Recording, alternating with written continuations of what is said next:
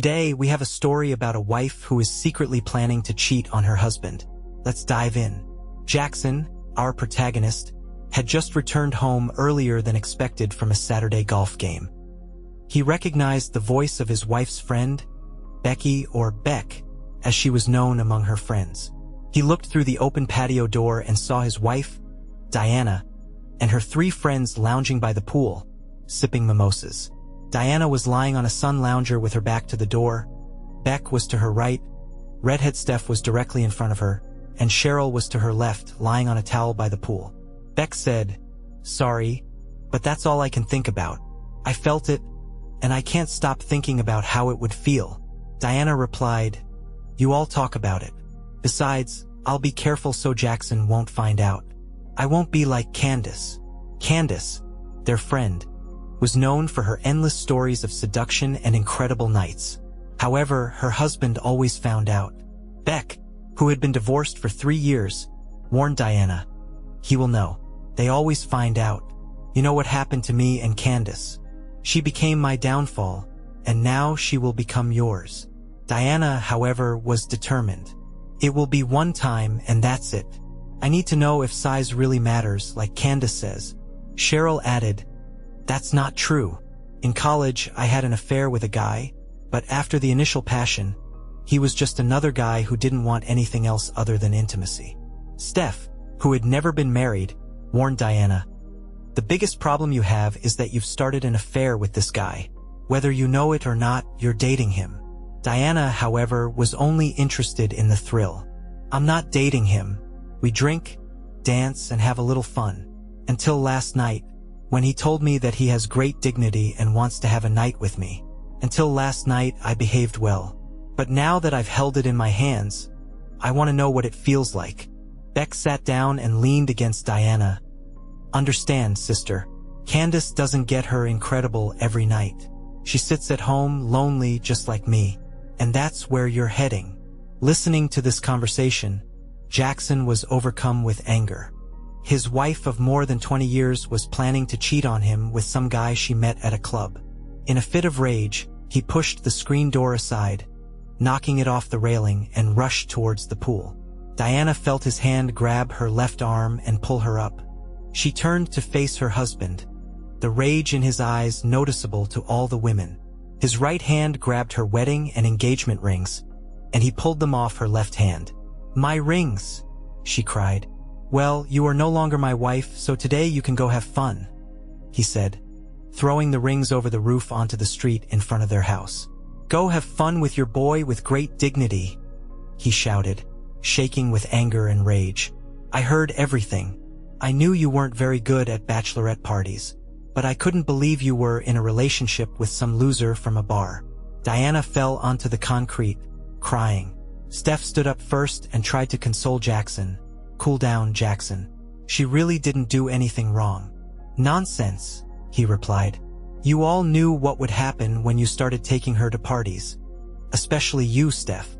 He pointed his index finger at her. "Since you're all here, help this pack her things and get them out of my house now." Cheryl smiled and tried to control her husband. "Come on, you can't be serious."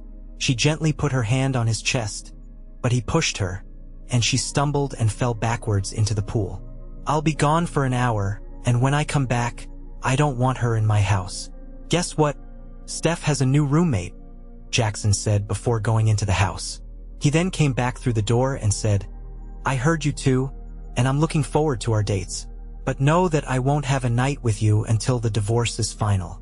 These won't be your friends anymore. Isn't that unacceptable to you?" Beck stood up proudly. "No, not at all." She couldn't help but smile. She had learned from her past mistakes and was confident that she had a chance with Jackson. A week later, she got her wish at Friday's bachelorette party. She watched as Diana greeted her boyfriend, knowing he was one of those men who preyed on married women. She felt guilty for not trying to stop Diana, but she knew that once Diana made up her mind, there was no changing it. Diana didn't dance with her boyfriend that night. She looked at her friends and said she'd see them later.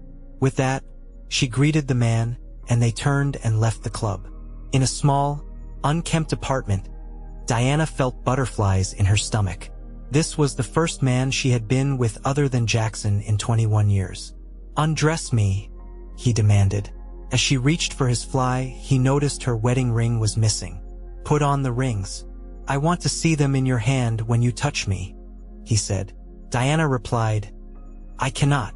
Jackson took them when he kicked me out of the house last weekend." The man suddenly lost interest in her. He realized she was no longer married and therefore not as appealing to him. "Maybe Beck is right, and he only wanted to have a night with me because I'm married," Diana thought. "Don't you want to make love to me?" she asked. He looked at her and said, "Here's the thing. Tonight I'll give you what you want. You want him and I know it. But after we have him, you have to leave. I'm not interested in you hanging around here, trying to be my girlfriend. And I'm not your boyfriend. I seduce married women because I don't need affection." With those words, he grinned and took off his pants, throwing them on the sofa. He unbuttoned his shirt and added it to his trousers. He wasn't as fit as Jackson, but Diana didn't care. She knew what she wanted. She knelt in front of him, but after a few minutes, he pushed her away and led her to his bed. She began to take off her clothes as quickly as she could, and now she stood without clothes in front of him. He pushed her backwards onto the unmade bed. "I know you liked it," he smiled at her before going into the bathroom and closing the door. Diana felt sad and disappointed. Sure, it was big, but the experience reminded her of her first time disappointing. As she drove back to Steph's apartment, she noted that it had only been an hour since she left the club with him. If she had a night with Jackson, she would be lying in his arms, basking in the afterglow of lovemaking. She could go back to the club and meet the girls, but she felt sad and lonely. With tears streaming down her cheeks, she took an Uber back to Steph's empty apartment.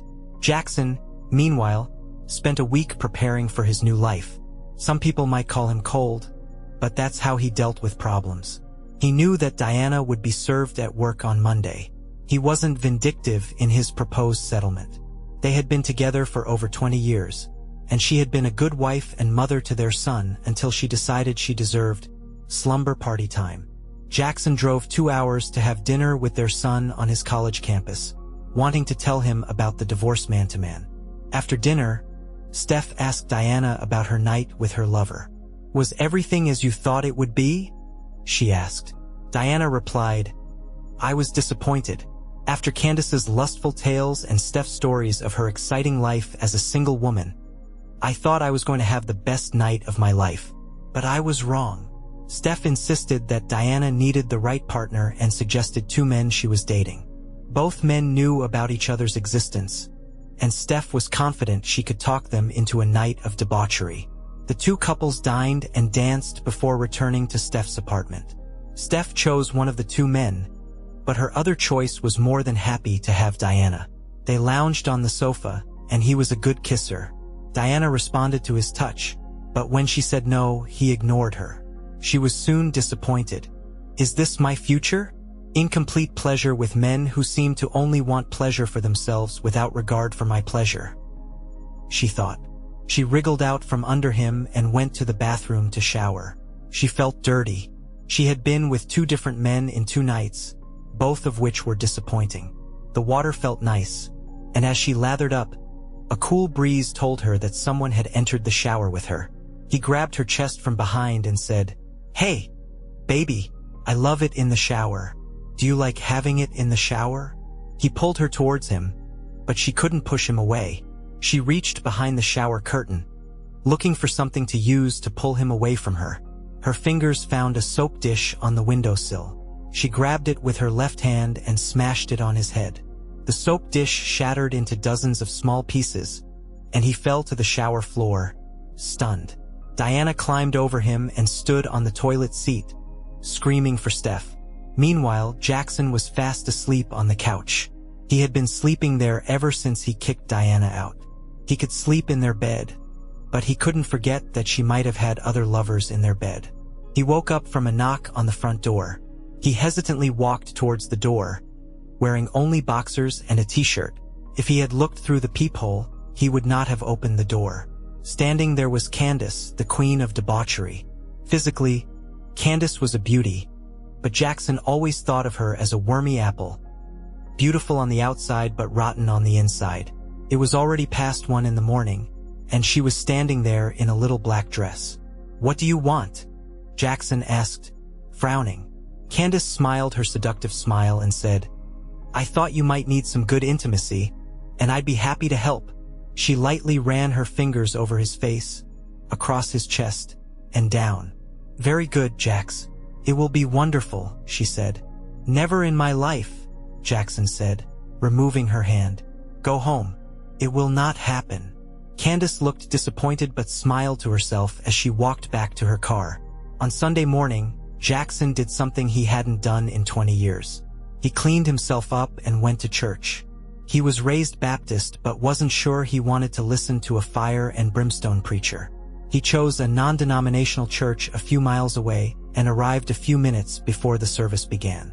The sermon was about allowing God to help you become the best person you can be so you can help others. Jackson felt touched and often felt like he wasn't doing enough for others. He decided he should become a mentor to young people and teach them to be successful by leading by example. He felt very good until he returned home and saw Diana sitting on the steps. She jumped up and started screaming at him. "Where have you been?" he called. "I came to you and my keys don't work. The access code to the garage doesn't work either." Jackson calmly replied, "If you really want to know, I went to church. Maybe instead of whining, you should find a church. I'm sure there are men in the church you can have a night with." Diana followed him inside and started saying that she wanted to go home, that she couldn't live with Steph, and that her lifestyle was unproductive. "No, you can't live here. I freed you from the oath that you were going to break anyway. If you haven't already, by the way, what was the intimacy that you just had to have?" Jackson asked. Diana didn't finish. She wanted to say she didn't like it, but Jackson finished for her. "Don't lie. I've known you for too long, and I can tell that you've had this since you left here. There is no turning back."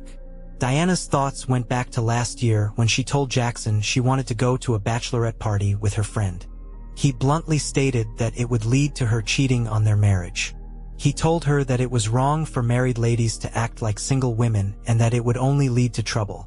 This trouble could affect his business, as his clients might find out and take their business elsewhere. Diana tried to hug him, but he stopped her. "Tomorrow, I'll ask Tracy, my new assistant, to make a list of safe apartments you can afford. I'll ask her to email them to your work email. From there, you can pick up your bedroom furniture and everything else you want," Jackson said. Diana cried, saying she couldn't live on what she earned and that he must help her. "You never needed to work. I earn a lot of money, but you wanted a job. You've saved $0 and you're blowing your paycheck as fast as you get it. You can't do this anymore. Being divorced, you will have to balance the budget. There are many families living on less than you earn," Jackson said. He walked her outside to the car and said, "You will be served on Wednesday at work unless you want to go to my office on Tuesday to be served quietly." Diana received the documents, although she hoped that Jackson would not divorce her. She had lived with him for more than 20 years and always got her way.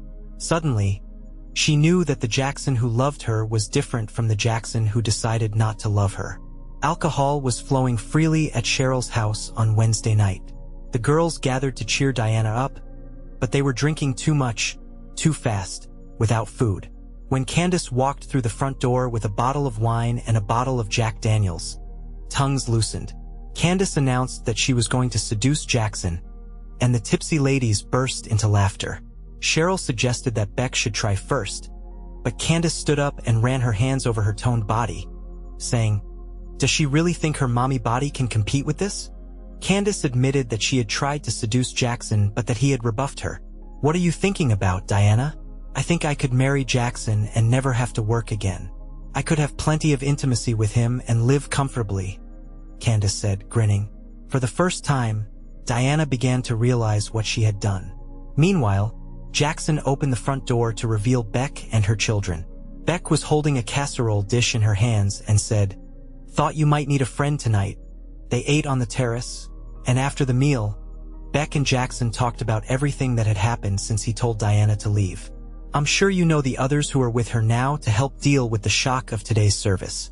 I would like to be with you," Beck said. She didn't stay long, but before leaving, she kissed Jackson tenderly on the lips. He smiled as their lips parted, a seductive kiss that lasted just the right amount of time. Jackson woke up sometime between 1:30 and 2 a.m. to a drunk call from Diana. She alternately cried and scolded him, saying, "How could you do this to me? Don't you love me?" Jackson hung up, but she called back. After the third ring, he disconnected the call. "We'll call her tomorrow when she sobers up," he thought. Jackson waited until 11 o'clock before calling her. She didn't apologize for the calls, but instead wanted to go home. "No, I know that you had a night with other men, so our marriage is over. You couldn't even wait to be served before having fun. I hope you got everything you hoped for," Jackson said. He heard a knock on the door and looked up to see Beck with a paper bag in her hands. "Hey, give me a second to end the call," he said, exhaling. "Diana, you wanted other men, and I'm giving you the life of a single divorced woman, which is what you obviously want. So sign the papers. If you don't meet Tracy tomorrow, I'll sort out the apartment issue for you myself. I will pay the first 2 months of rent. That's all. I have to go. Beck just surprised me with lunch." He turned off the call. By 6 o'clock in the evening, Stephanie was tired of listening to Diana. "Girl, you have to give it up. Beck isn't stealing your man. You don't want to hear it, but you were the one who wanted to try that guy, and you got him." What did Jackson get? He realized that he didn't have what his wife of 20-some years wanted, Stephanie said. Diana didn't want to hear it, but Stephanie continued, "You should be glad he doesn't know about the other things you did. Change into something nice, and let's cheer you up." 2 weeks passed, and Diana had several new and disappointing lovers. On Monday night after work, Bert and Cheryl took Diana to see the apartment Jackson had rented for her. He had furnished the apartment with furniture from the master bedroom and all her favorite things from home. Everything was freshly painted and cleaned, and the refrigerator was full. Bert brought her clothes into the apartment and hung up what needed hanging. He opened the plastic containers that held folded clothes and left to return with food. They spent the evening with Diana so Cheryl could ease her loneliness on her first night in the apartment. Cheryl knew that Diana was trying to drag out the divorce in the hope that Jackson would suddenly miss her so much that he would forgive her and take her back to her fairy tale life. Cheryl suggested having a housewarming bachelorette party at Diana's new apartment on Friday. Beck answered the call and agreed to come. She hadn't seen Diana for several weeks and wanted to check on her. Jackson looked forward to dinners with Beck. He knew from their friendship that she rarely left her office for lunch.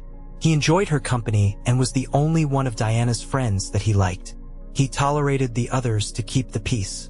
While having lunch with Jackson on Thursday, Beck asked if he would watch her kids so she could go to Diana's housewarming. He agreed, and they made plans for him to take the kids to the baseball fields and go-kart racing. Beck didn't have to drop the kids off because Jackson showed up and took them. He enjoyed spending time with them and missed playing basketball with his son. These guys helped him fill that void. When Beck arrived at Diana's apartment, she saw Cheryl and Steph with their glasses of wine raised. Candace pushed past her into the room, and there was tension between Beck and Diana. After drinking wine and whiskey, tongues loosened, and Candace suggested that they all help Diana get back with Jackson. This hurt Beck inside because she had real feelings for Jackson. A tipsy Candace told the girls that Diana couldn't get him back until she had slept with him. She described Jackson in graphic detail, and Beck called her out for talking like that. Candace replied, "Oh, that's right.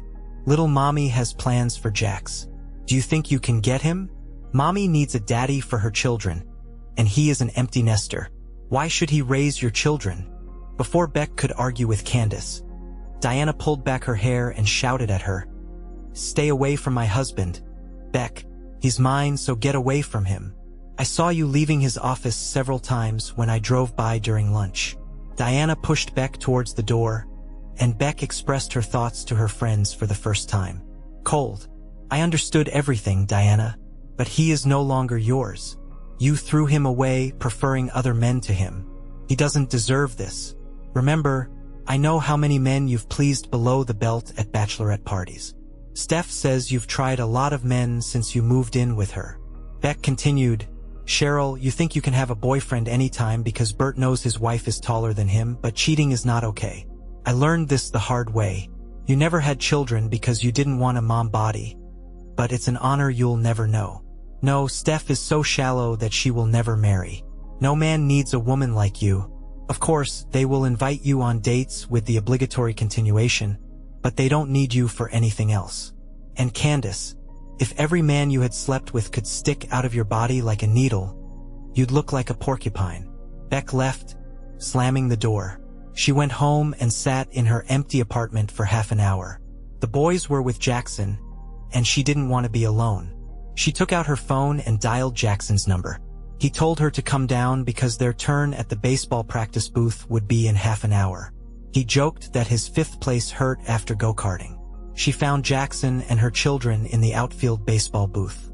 She sat down on a bench behind the fence, and Jackson smiled when he saw her watching them. He motioned for her to come inside and silently handed her a baseball helmet. She shook her head, but the children insisted. She swung for innings, missing every one of them. Jackson slid behind her and took the bat off her shoulder. He told her to bend her knees and helped her swing for the next pitch. To her surprise, she hit the ball. She felt safe with Jackson pressed against her from behind, helping her prepare for her swing. She felt her pulse begin to quicken, and she never managed to hit the ball on her own. But it was the most fun she'd had in years, and she laughed until she cried. Jackson smiled as he followed Beck's car to her apartment. He helped her get the boys and carry their things into the apartment. He asked if she wanted to have breakfast with him the next morning, and she agreed. While driving back home, he received a message from Bert. The girls had left Diana's apartment to go to the club, and they ended up in the sobering station. Bert told Jackson that he decided they needed a lesson and did not pull them out. Looks like drunk driving increased your insurance, he thought. He wondered if Diana was the driver. Over breakfast, Jackson and Beck continued to bond as a couple. She told him about the previous evening at Diana's and what she said there. He thought it was funny that she told them off and wondered why she left so early. He hoped she did it for his sake, knowing it was selfish. He wanted to be honest with her. I'll be honest with you.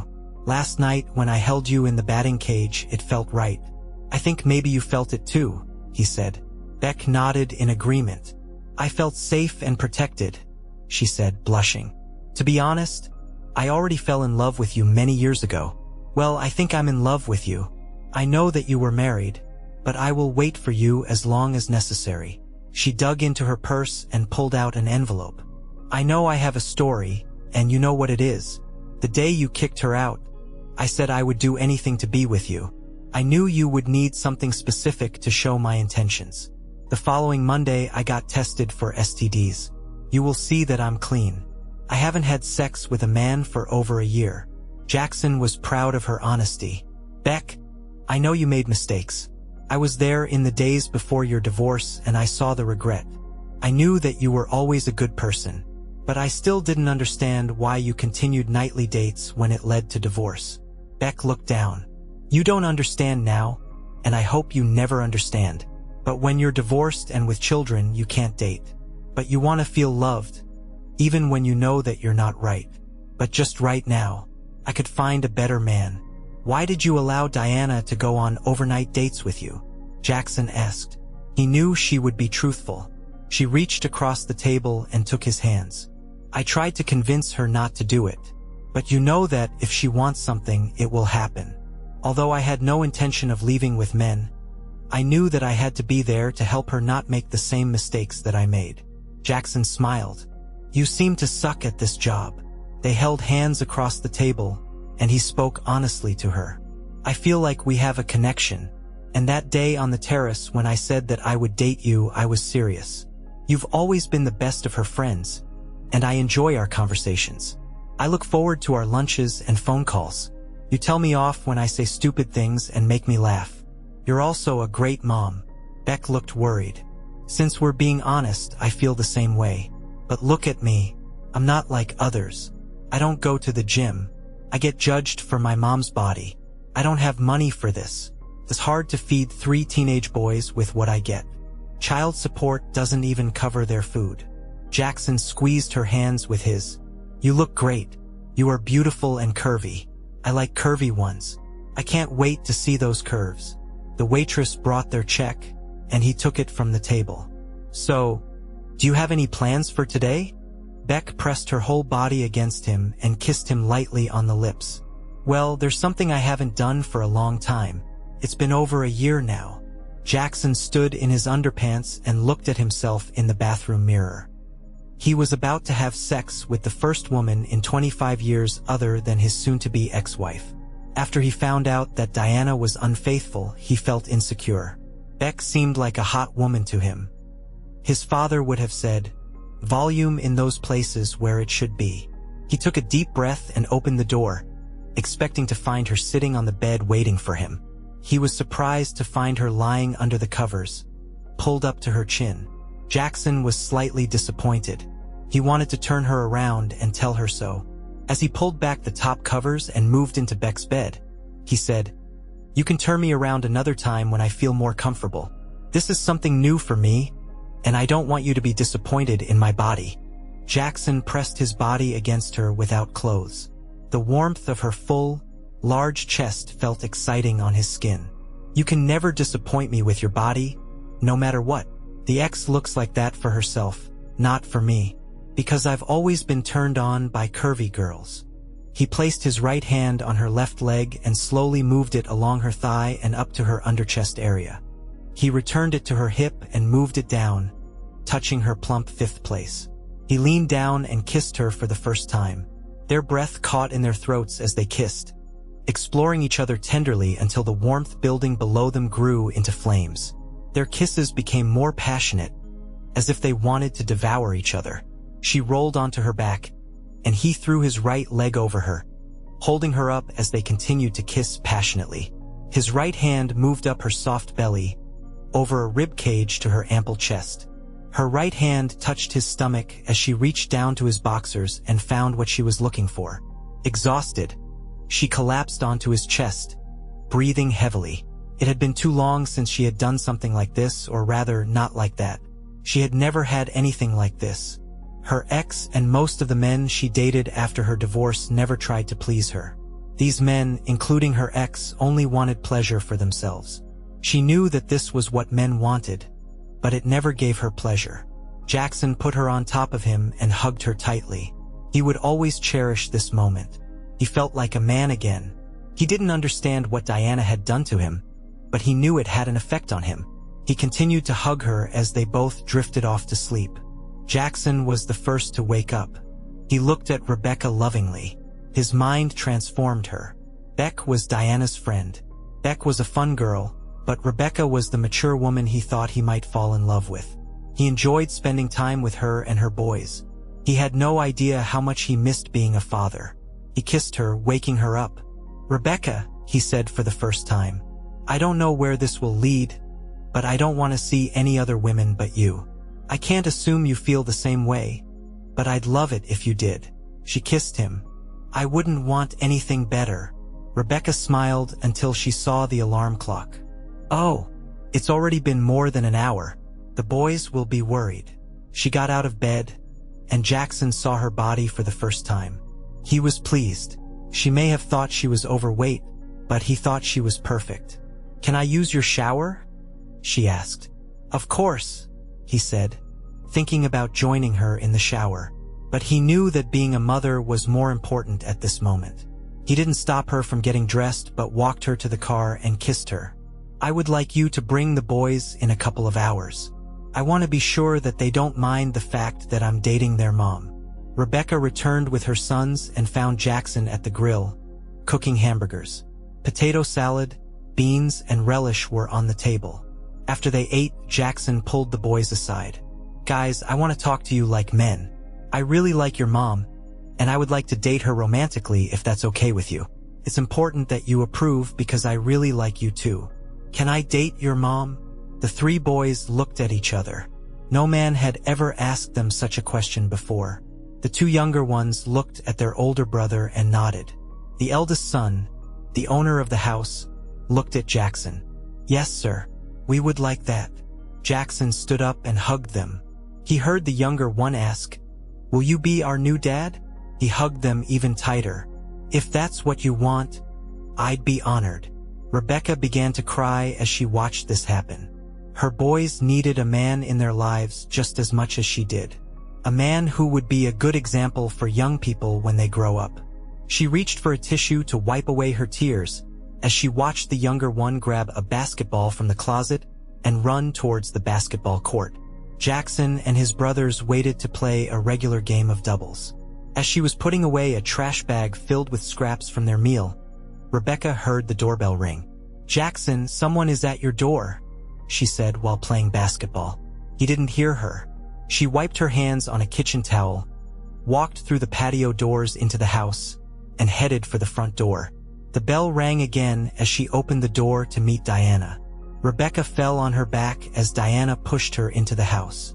"What are you doing in my house, Dee?" Diana growled at her. Rebecca stood up and pushed Diana back a step. "This is not your house anymore. This is Jackson's house. You live in an apartment on Richard Street. Remember how you kicked me out last night?" Diana walked past Beck, looking for Jackson. "Where's my husband? I spent the whole night in prison. He had to come and get me out." Rebecca rushed to intercept Diana, who came face to face with her. "Why do you think he had to get you out of prison? It's his responsibility." "No, it's not his responsibility to get you out of the sobering center. It's your responsibility not to get arrested for public drinking. Take responsibility for your life," Beck said, angry at her old friend. Diana rushed from room to room, but Rebecca stayed behind her. "I know why you are here, but it won't work. You left him, and I'm trying to be there for him so that he doesn't go into the darkness that my ex went into." Rebecca put her hands on her hips and looked into Diana's eyes. "You were where I was 3 years ago. You screwed up and lost your husband because you did stupid things a married woman shouldn't do. And you will pay the price for it. Loneliness is a hard price to pay. Every evening, I return home to a cold, quiet apartment, never again to hear the sweet, gentle sounds of a loving husband and children. I'm lucky to have children, but your son is grown up, and your husband is divorcing you. It will be hard because you will be lonely and a 45-year-old sitting at home on weekday evenings while you wait for Friday and Saturday evenings when you can find some man. Anyone who will warm your bed." Diana cried. "I'm so stupid. You're so right. He is wonderful, and he is the best lover I have ever had. I forgot about it. I thought I'd have an adventure. He'd never know about it, and I'd get to try something better, that intimacy that happens once in a lifetime." Diana paused. "I already had it." Beck walked to the patio door. "Jackson is outside with the boys. I can go get him." Diana stood next to her friend and watched the basketball go through the hoop from Jackson's throw. "He is a great father. I had forgotten how much I enjoyed watching him play basketball." She looked at her friend. "Do you love him?" Beck replied, "Yes." Diana announced, "I want you to know that today was our first time. I don't know if he loves me as much as I love him, but if he chooses me, I will spend the rest of my life making him happy. We are both going through menopause in the near future, and I know it will change things. But Jackson seems like a man who will understand and find a way to make it work for us." Diana sobbed. "I actually came here today to seduce him again, to make love to him one last time, even if it's miserable. If he makes love to you, it's over and he's moving on. I know how he does everything. He wouldn't do this if I had the chance." Diana turned and walked back to the door. She stopped at the door and turned around. "Tell him that I will find a lawyer and sign the papers." Rebecca told Jackson about Diana's visit and that her lawyer would contact his lawyer. He gathered her and the boys and sent them home. He kissed her tenderly and closed the car door. 7 months later, Diana asked for a short meeting with Jackson and his lawyer before they appeared before a judge. Jackson knew Diana needed some form of closure. She asked for forgiveness for being selfish and thoughtless, that she had forgotten how incredible he was, and that she regretted starting to hang out with girls, even though he never wanted her to do so.